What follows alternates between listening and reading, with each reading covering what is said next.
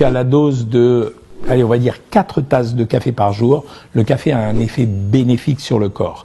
L'effet le plus important, il a été rapporté sur le cancer du foie, où il semblerait qu'il y ait une diminution de 50% de l'apparition des cancers du foie chez les buveurs de café réguliers. Mais par contre, il y a d'autres effets qui sont très étonnants. Un, le café semblerait agir sur le diabète de type 2. Ça veut dire que ça régulerait mieux le diabète, donc intéressant chez les diabétiques.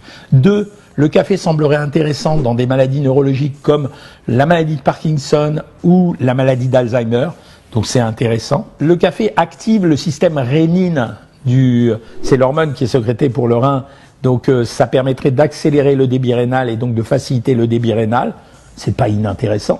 Et enfin, un truc super surprenant, on apprend que le café pourrait améliorer la goutte chez les gens qui ont trop d'acide urique dans le sang.